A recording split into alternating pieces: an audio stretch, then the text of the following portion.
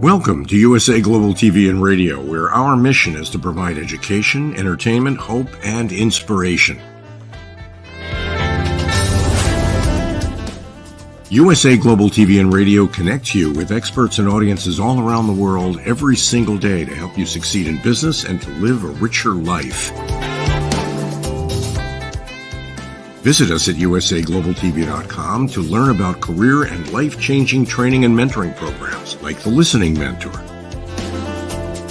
Subscribe to our newsletter to stay informed about our special programs and offers. Discover how you can become a guest on one of our shows or a host or producer of a USA Global TV and Radio show of your very own. That's USA Global TV and Radio, where the doctor is always in.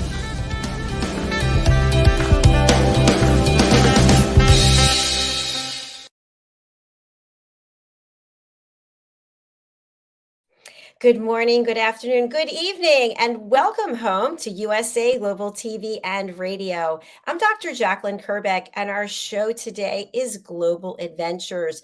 And our topic is, where in the safari are we? Let's welcome the star of our show, and then we'll bring out our guests. Welcome, JenettaBarry and the Epiphany process. Hello. Thank you, Dr. Jacalyn. Where in the world are where in the safari are we? Where are we? Where in the safari are we? I love that. I don't know where I come up with these titles, Janetta, but anyway, I thought it was kind of cute and illuminating for what we're going to be discussing today. So I know you've shared before that this is your favorite show of everything you do here. Tell us why you have such joy in doing this program. Yeah, it really opens my heart. The reason why is it's not a travel program. It's not about going out and saying, okay, now if you go to Timbuktu and then you book into this hotel and then speak to the concierge and then you can book. It's not one of those. It's very much about people's experiences on adventures that are very close and even to some extent spiritual for them.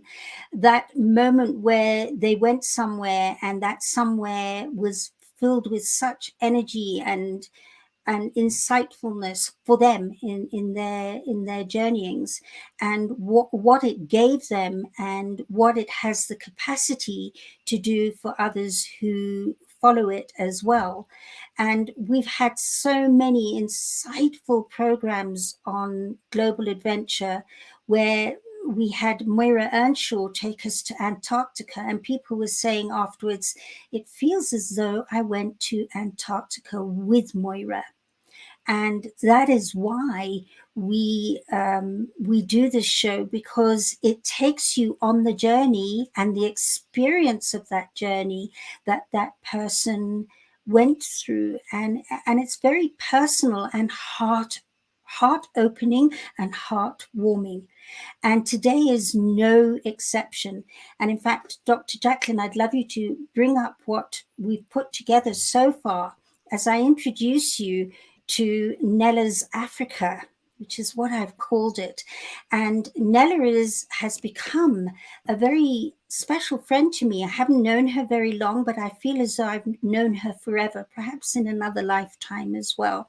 She happens to be not only now a friend, but our neighbor as well, where we live here in Kenya, in the Great Rift Valley. So I'm going to show for any of our new viewers who haven't had much to do with Kenya and this program, because it features quite heavily. There is Africa, and you can see Ethiopia is above Kenya. And, you know, we're not very far away from Egypt, really. It's very far up in Africa. And so there is Kenya highlighted. And then this is Kenya closer to, and over in that area is where Nella and I live. And just to show you, this is the view from my bedroom every morning. Amazing. I'm actually sitting in bed. I actually took it this morning, sitting in bed and looking out. There's a bit of overcast clouds at the moment because we've stepped into the long rainy season. But that is my view. And what you might not know is that there's a veranda outside those windows. And if you go onto that veranda, we're on a slope, and it goes right down to the bottom of the garden. And in fact, part of that bottom of that garden is an airstrip that the owners of our property have given that part of their property as part of the airstrip. So it means we get a most marvelous ability to see some amazing things happen. And this is where Nella comes in. This is standing on our veranda. This is Nella in her aeroplane.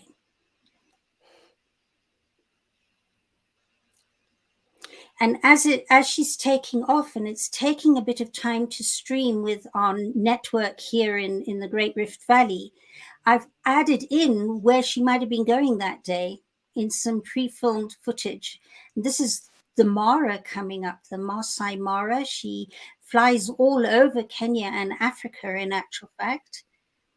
And there's shots of the Mara. And then about an hour later, I captured her coming back through to land. And here she comes.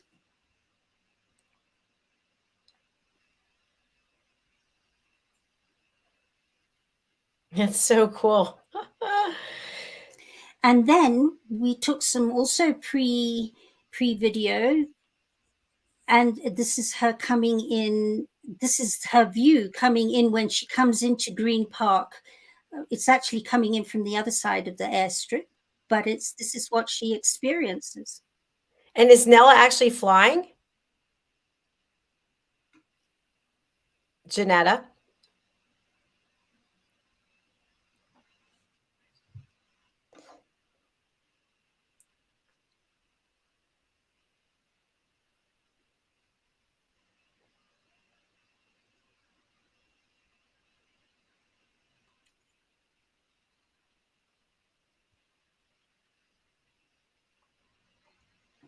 And so, ladies and gentlemen, this is my very special friend and neighbor, Nella. And here she is with her amazing, amazing plane. It's a tail dragger. 5Y shows that it's been registered in Kenya. And look at the name she gave it. So, ladies and gentlemen, let's bring Nella up. Here is my very special friend, Nella. Hi, Nella. So Hello. good to see you. So I guess I got the answer to the question. You were flying that plane. Yes, Jenetta, well done. That was great. It looks so cool to see our airstrip like that. Yes, that's me flying that. Most of that was just a couple of days ago, actually, on Sunday. How long have you been flying? Since about 2007. Once I moved to Kenya, I got my pilot's license. Is that something you always wanted to do? You know, not really. Funny enough, when I lived in California, I had a friend who had a small plane, and he used to say, yeah, we can go up anytime. And I always thought it sounded fun, but it wasn't until I got here and saw just the difference it is to get around this place in an airplane for logistics and practicality, but also how beautiful it is. And I got really hooked on it from when I started Tin Trunk Safari, just going around to look at different lodges and camps, and doing that initially with a friend, and then eventually saying, I have to do this for myself. And thus began the journey. That's so cool. Congratulations. Thank you. So, Dr. JACALYN and viewers and listeners, Nella and I are delighted and inspired to take you on a journey of her personal global journey, from where she started as a child and where she moved through to, and until she got to Kenya, and then some beyond, and a very, very special story towards the end of an elephant that had a deeply impactful effect on Nella and other people around her. So Nella, I'd love to talk this through with you, and Dr. JACALYN's going to ask any questions, and our viewers are very welcome to ask questions as well. So this first slide, Nella, would you like to talk a little bit about it? Well, this is some background about growing up in California. This is, I grew up in Northern California, and my family had a hotel in a ski resort called Squaw Valley. Skiing was part of our life in the winter. We lived there. And so this was me on my first pair of skis with my mom. And I think it comes up later because it ties into this was our winter life when my parents ran the hotel. And then it was in the summer that we also went up there and did this, which you put up next, which is the riding. And so pretty privileged childhood in that sense, especially the freedom. It's in a small valley, not a lot of traffic. We could just run around on our bikes and never have to worry. My parents never had to worry about us, and really just riding horses all summer long in the meadow. That led to me doing that, getting quite competitive and showing throughout my high school and a little bit into university as well. That horse was so beloved to me. His name's Fire Lake. And Fire and I rode all over California mostly throughout those years. And after riding competitively, Fire actually, sadly, he passed away in a stall accident. It was very traumatic for me. He had to be put down. And so after that happened, I decided that was it. I didn't want to compete anymore. It was also time. I was at university. I was finishing university by then. And so I really stopped riding. And that led me to, not riding for many, many years, which to go into the Kenya story, if you want me to do that at this stage, that is how I got here. No, not yet. Okay. Yeah. What I'd love to ask you next is, how did you get to go to where you went to after the States? Because Nella shared this picture with me. Do you want to elaborate? Right. So my father is Italian. Nencini is my maiden name, actually, and he had come over from Italy as an adult and was very Italian, but we had never gone to Italy until I was a junior in college at university, and I went there for the first time and fell in love with it. So after university, I moved back to Italy and then proceeded to do a degree in Italian literature. Actually, I did a PhD at UC Berkeley in that, and it became a big part of my life to do things in Italian. This is a property that we bought in Tuscany, and it was a stone farmhouse that really, the middle section of this house went back to something like 1514 or 1512. And it had been lived in off and on over the years since then.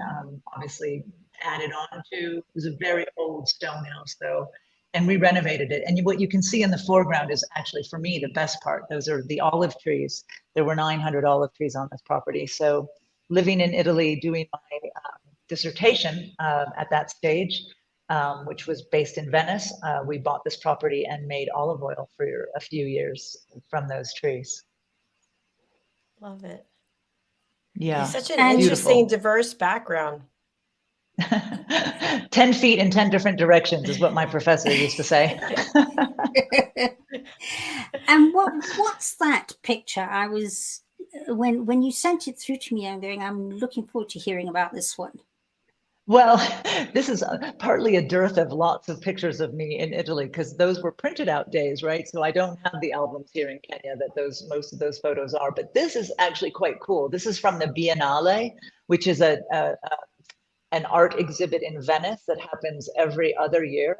And this was one of the exhibits, which had something, not only was I involved in this period of Italian history, the Renaissance, but also where I lived in Tuscany was just next to Vinci, which is where Leonardo comes from. So putting the Mona Lisa up was a really interesting exhibit that was at the Biennale in Venice. Wow. Now, what's the picture with the mask on the bottom? I think that's part of the exhibit. They're just trying to show different representations of the Mona Lisa in that case, a kind of play on the emotions or lack thereof, I suppose, of her original painting. Mm-hmm. Interesting. So, Nella, what brought you to Kenya for your first visit? Right, that's the story I wanted to jump ahead onto. Africa, I was a very big nature lover my whole life, and Africa was a huge draw for me. My family didn't travel very much, in part because we did have the hotel in such an amazing place, and we had the winter and summer second home basically for that. But I'd always wanted to come and to Africa, and a friend of mine at a certain point in my life when I was in a big transition, I'd been married for about 14 years and together with my ex-husband longer than that. And we had split up just about a year before. And she said to me one day, I was visiting back in Half Moon Bay where I lived, and she said, "You have just got to go. It's just and she is very affectionate about Africa. She comes every year, usually more than once, and stays quite a long time. She's seen, to this day, I've seen a lot now, but she's still seen more than I have on the continent. And she put me in touch with her trusted safari guide, a man she really enjoyed going on safaris in Zimbabwe with.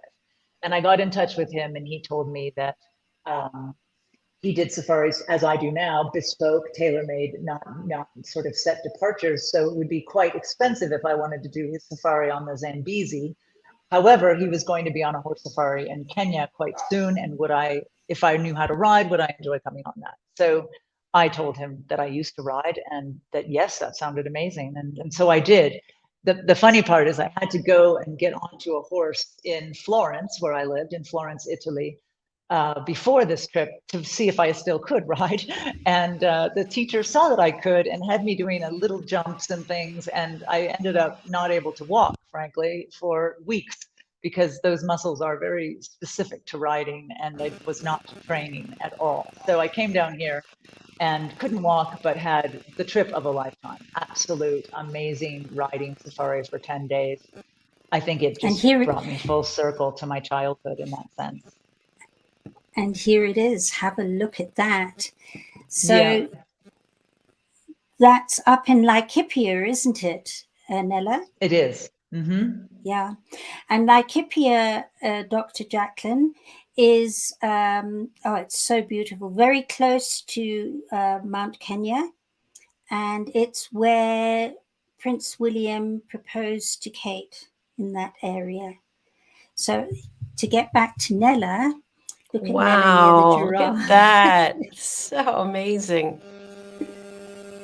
Just amazing. I mean, you can't get closer than that, because you're connected by being on a creature to all the creatures around you. To me, it's got to be the ultimate way to, or one of the ultimate ways to. That's not really quite right, but it's certainly an ultimate way for many to experience Africa. What did it do for you, Nella? Yeah, I totally agree with that. There's something about being not in a hurry. A horse safari isn't the way to run around and tick boxes. You see a lot, but you do it at a very slow pace. You're walking, you're trotting, sometimes you're galloping. We actually got to do some cantering with giraffe, which was amazing on that trip quite a few times. And I still go on horse safaris regularly, so it's one of my favorite things to do. But there's something when you are walking across the plains and it's you and the horse, and you can feel the air, you can see the grass, swooshing, and hear the grass as the horse walks through it. It's all that is you in the nature, you in the world. And it's something that's so settling to the soul. I think that's one of the things. I moved here 3 months after that trip. Which I was not planning to do. So says a lot.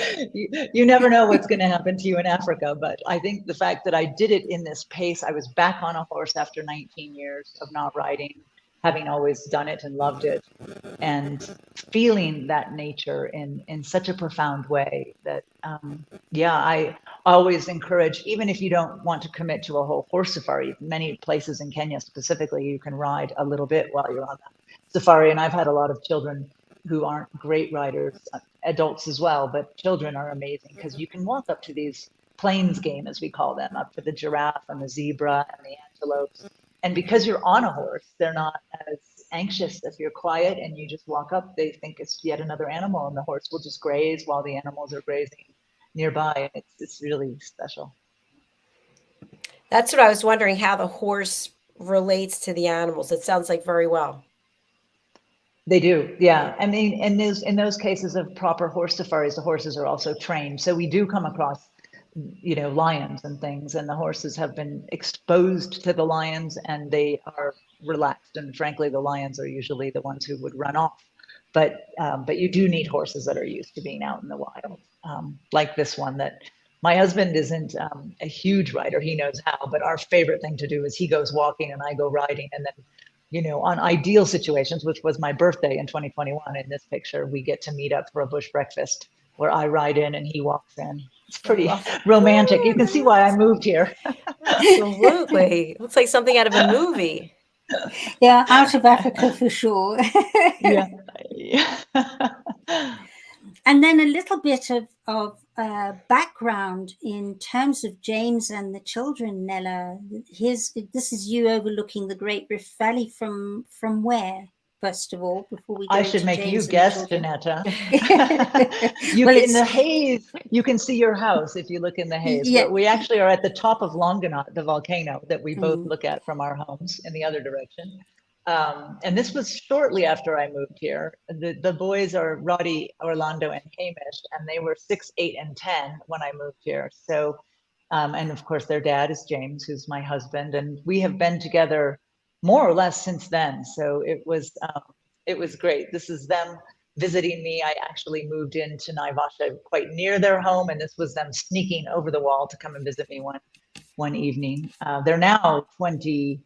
Oh gosh, Orlando just turned 28. So they're 25, 28, and 30 now, and they all live in Europe.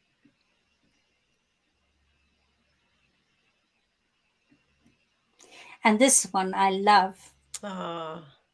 Yes. That's a friend's little boy. Yeah, that's a friend's little boy in Laikipia. He's not quite flying the plane yet, but I'm sure he will be soon. And and this is us lovely in the Mara on one of our fantastic family trips to the Mara. I can actually only take 4 people, so we're all 5 there, but we kicked the father off and he had to take a scheduled flight so that I could take all the kids with me in the plane. I love it. Okay, so Nella, I mean, that's the family life and the rich family life and the richness they've been able to experience with you and James. But I know all of this and getting your airplane birthed what you do, because you really live your life. Your life is your work, and your work is your life. And it's taken you north, south, east, west, in every direction of Africa, because Dr. Jacalyn, people go with Nella right up to Egypt and right down to the furthest part of South Africa as well. So Nella, I'm just going to show, if you want to talk a little bit about that and show bits and pieces of going upwards and downwards, and also some of the experiences there we have here. Yes. I can't guess where that is. Where's that? That is Sudan, actually. Were you thinking Sudan? Because people might think Egypt. Wasn't. Actually. I was thinking Egypt. I love it. Exactly, and that's more. the thing that is Egypt. But the first pyramids are Sudan, and they have more pyramids quantity-wise in Sudan than they do in Egypt. As you can maybe see, they're quite small, though. They're much smaller than you would think of as the pyramids in Egypt, Giza, and all the other places too. But it was through Sudan that I went first through an Italian lady I know that made me so fascinated.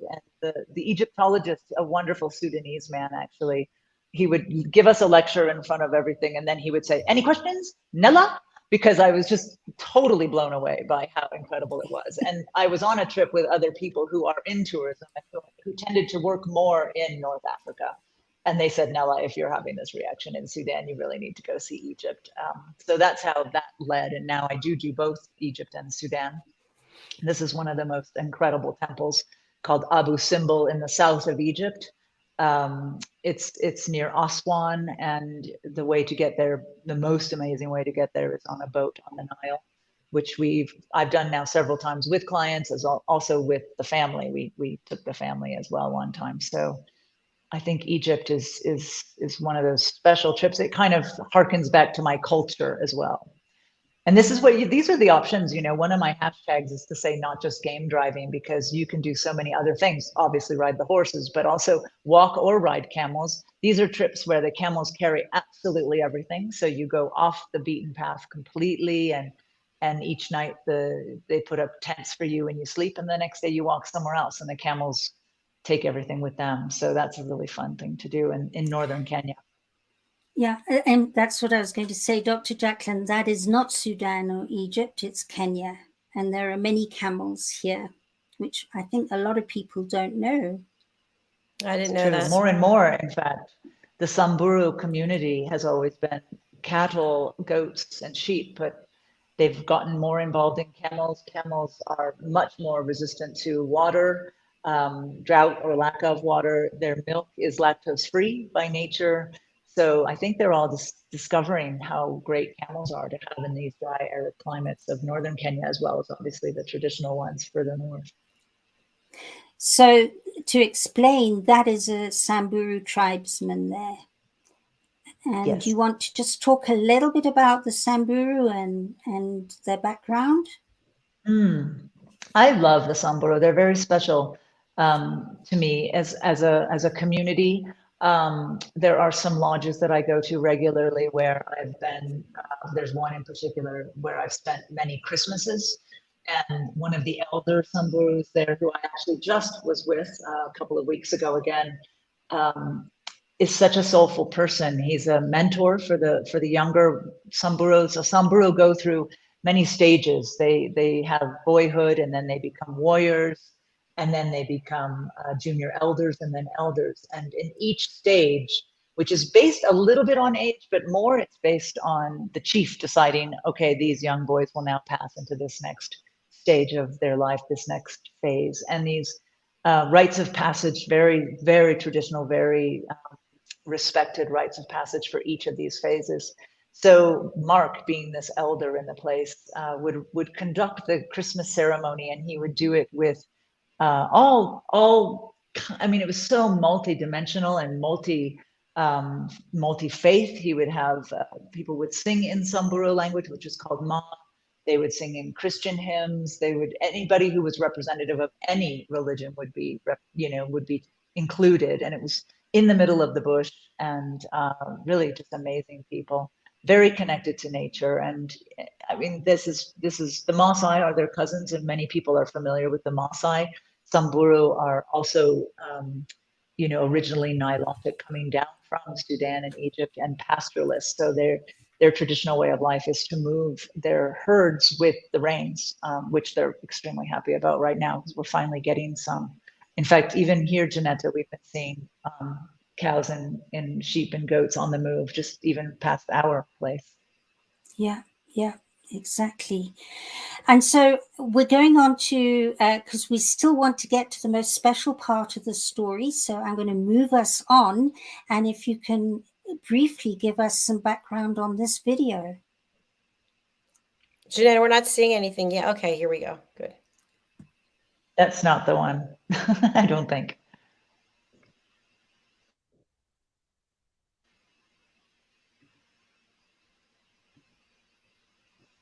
Do you want me to tell you about that one? It's not going to behave. Is that a turtle? No, Let's go on. I'm sure she was putting an elephant up, but that is a tortoise. And yes, and that's a tortoise in the Seychelles. So it's actually an amazingly old tortoise. Okay. Some people say it's the oldest living animal in the world. Now you've got a beautiful elephant picture. Yeah, it was the one about the tortoise. And where was that tortoise, as a matter of interest? That is on a place in the Seychelles called Bird Island. A very, very magical place. Yeah, it's a place where. Okay. Oh my gosh, I don't remember the name of the number of how many sooty terns, but a huge sooty tern. It's full of migrating birds, and it's got amazing pristine nature all around it. Wow. Yeah. I'm sorry we've missed it. I have to talk to the network more gently from now on. But as we move into this wonderful story about the elephant, you can see from these pictures, and they're the only pictures Nella sent was of elephants, and the connection you can see with Nella and those elephants. That's an orphan baby elephant. Am I correct, Nella? Yes, yeah, it is. It's orphaned. It's up in the northern rangelands trust area of northern Kenya, which is about 850,000 acres, where they've put together an amazing sanctuary for elephants, initially from just that area, but now more and more from all of northern Kenya. And the idea is to be able to raise them and release them from where they're from, to put them back into the same landscape, often reconnecting with their families. They are often orphaned because of human wildlife conflict. That's our number one reason these days. I think that's a long topic we probably can't get into, but the point is that if an elephant gets separated from its parents, the people running this sanctuary called Reteti are working extremely hard to raise that elephant, make sure it's healthy and safe, and then reintroduce it back into the wild from which it came. So these are just, if we can just touch on these pictures so we can get on to our story. These are examples of Nella's experience with these beautiful, beautiful animals. Look at that one. Wow. That's a selfie with elephants. So, of the 40,000 photos on my program, I could have given you many varieties, but I think it's appropriate that it's elephants because, yes, the story that we'll tell, but also there's just something about them that they're so wise, that I call them the dolphins of the sea. Their wisdom goes far beyond ours, if you ask me, to be honest. And so being in the presence of elephants is a privilege. You feel if they allow you, like this one, to be near them, you feel blessed in this incredibly special way. And if you're not even in this is a particularly, this elephant is rescued. So that's why I can be touching it. You would not do that with a wild elephant for sure. And not with one up, one down either, who was a wild elephant throughout his life. But when you're in the presence of elephants, you experience something very powerful, I think.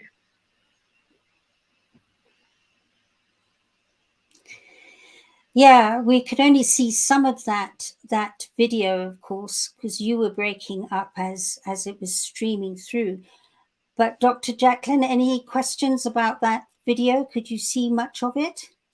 I didn't see a video. I saw pictures. I'm not sure if it was the last one was of Nella and your husband, I guess, and you were touching the elephant, which is really that's a rescued elephant in Botswana. That it's a lovely project where you used to be able to, and now I think everyone with a lot of integrity in the safari world, which is everybody that I collaborate with for sure, because I'm very picky about that kind of thing. We're all moving away from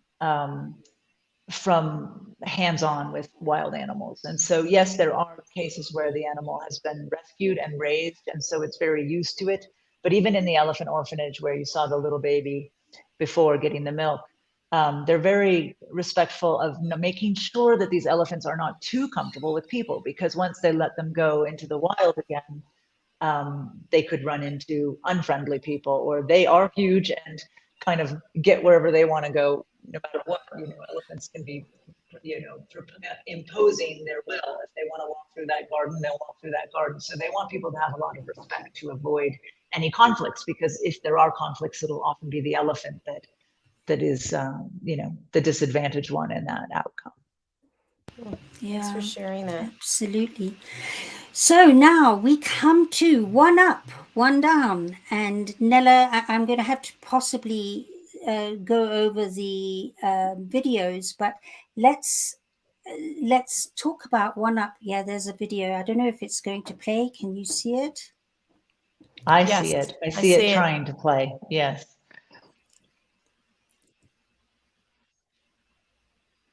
So this is One Up coming to have a drink in the pool near where he lives in northern Kenya. And you might Okay, notice let's if go you to can. the next one. Okay. So There he is. tell us Yeah. about One Up, One Down. Okay, so his name is One Up, One Down because he used to have one tusk that was pointing up and one that was pointing down. As you can see, he's only got one tusk now in this photo, and that's because the other one broke off. It wasn't taken or anything negative; it just broke off. He was at that time a very old elephant, and he was a very special elephant to me because I met him one day when I was in that lodge. I was going back to my room before dinner to have a shower. And as I walked down the path to my room, I was kind of looking down and probably thinking about what I was going to wear after my shower or something unimportant. And the next thing you know, I hear this, and I look up, and what I see is this huge elephant just right in front of me. And he looks at me, and he's kind of just as shocked as I am. And I back up a few steps gently. And then I saw right away that his energy was relaxed, and he was shocked to see me right there, but he wasn't at all worried. So he went back to eating. I went back to the mess, and I said to the owner / manager, there's an elephant in the way. I can't seem to get to my room. And he said, is it One Up, One Down? And I said, I don't know what his name is, but he's blocking the way to my room. So he walked me back to the room. And indeed, One Up, One Down was right in front of my tent. So we had to climb over the wall in the back to get in. And he said, I'll have a guard, what we call an askari. I'll have a guard wait for you here. And so after my shower, the guard took me back to the main area, had dinner, went to bed that night. And I woke up, and this is a guide room, what they call a guide room. So it's not like the normal guest rooms. And it actually happened to be just a roof with some half walls, kind of like the wall by the pool, and a bed with a mosquito net over it. No doors or closed. It was not closed in. It was completely open. Anything could walk through.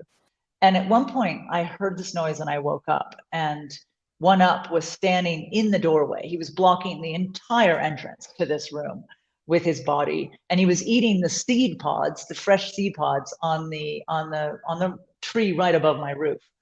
And I remember I woke up, and my heart, I felt it pounding. I thought he could probably hear it for sure. I mean, it was pounding out of my chest. And again, then I had that same realization of he's not worried. He's totally just eating. He's fine. So I went back to sleep. And the next morning he was still around. He'd moved off, and he was still around. So that was my first encounter with One Up, One Down. And then there was another encounter where a third elephant, there was two big bulls, One Up, One Down, and another friend of his who always hung around the lodge. And it wasn't one of them, but another third elephant was standing at the watering hole. And I said to one of the guides, he looks kind of strange. And they thought initially he'd had a fight with another bull. But then they looked with their binoculars more closely, and he had been shot. So they called the vet in, and the vet came to remove the wounds. He had 3 bullet wounds from human-wildlife conflict. So I happened to be there with a family from the UK, the United Kingdom, and they had 3 little kids. The youngest was 6, and then 8, and then 10. And we were all standing literally on the rim of that pool you see there next to One Up's tusk.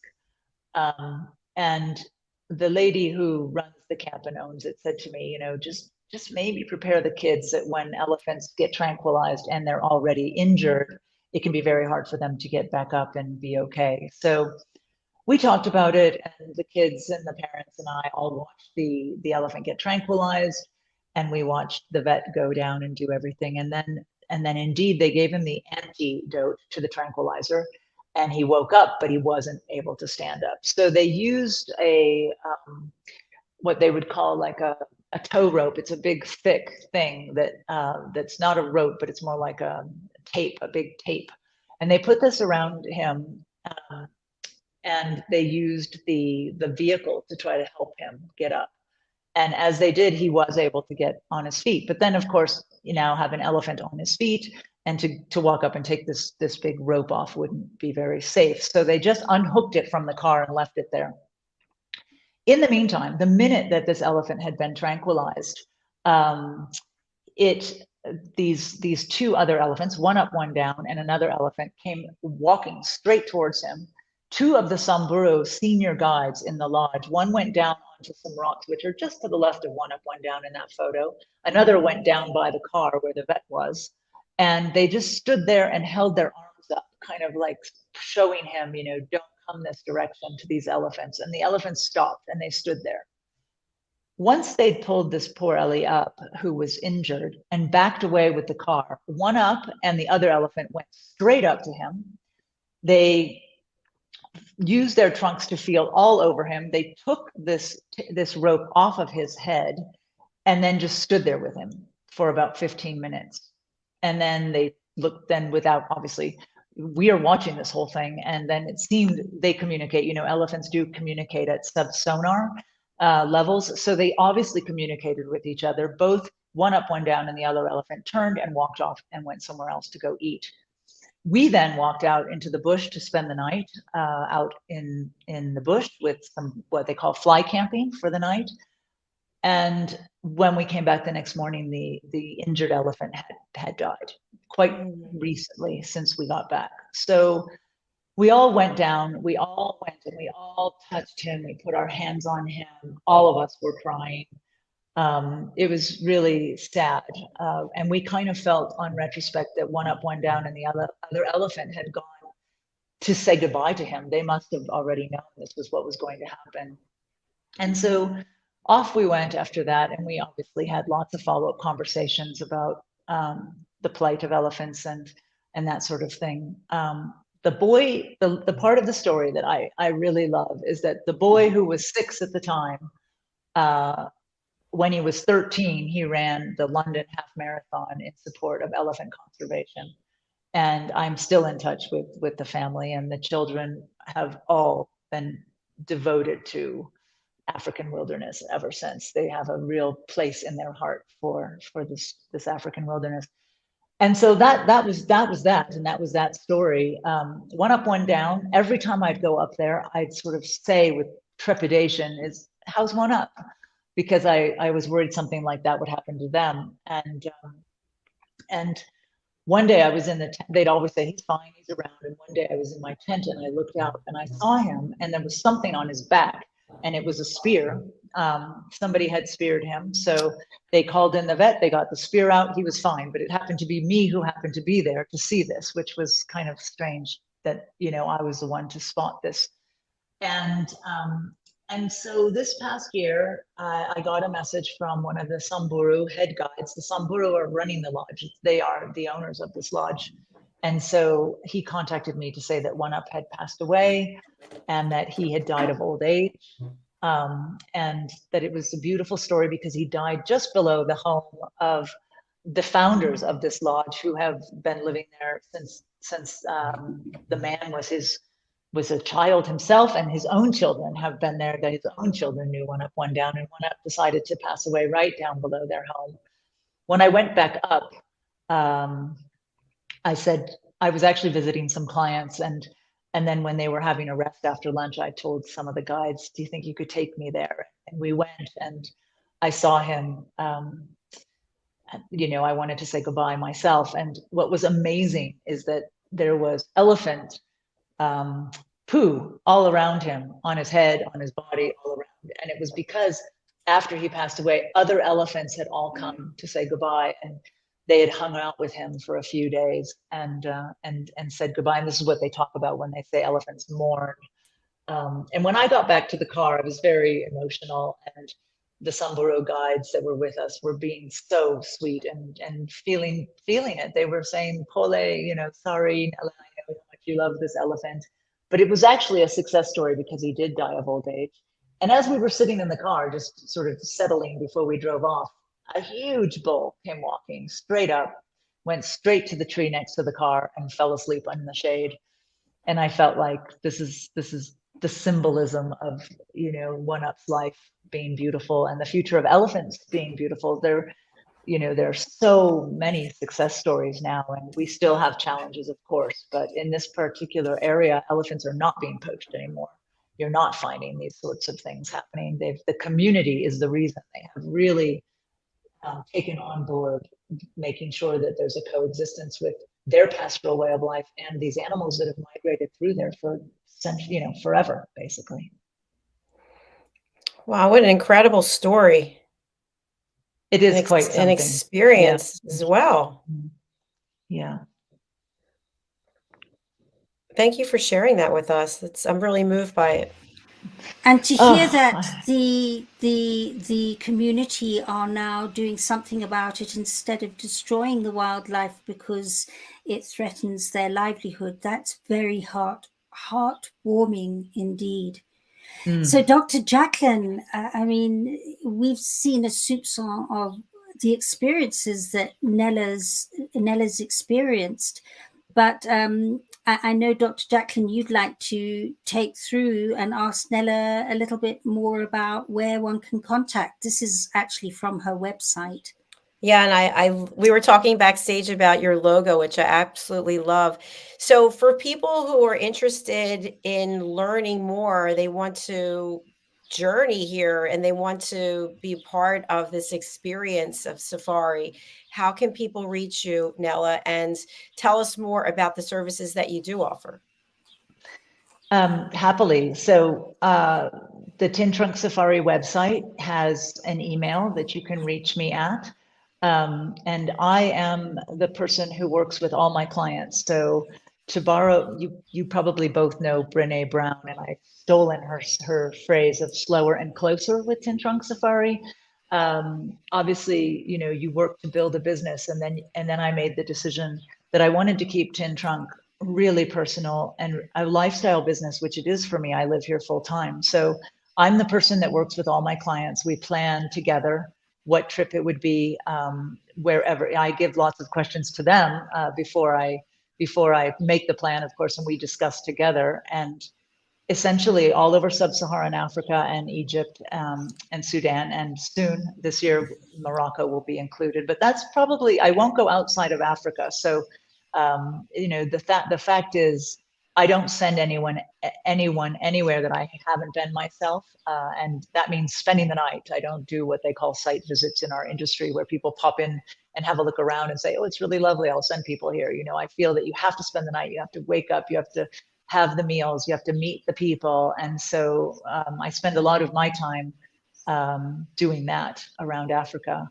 And that's basically how it works. You contact me, we talk, and we make a plan, and then, you know, then you come on safari. I do always tell people, plan ahead. This is the places I love all have kind of common denominators of being very committed to conservation and community. I feel super strongly that that's the only way we can preserve Africa for the future. So every place that I send the clients is small and really has well-trained guides, really cares about the conservation of the area, and also recognizes that you can't have any more conservation in Africa without community projects, without really understanding the importance of that story I just told, you know, having communities benefiting from tourism.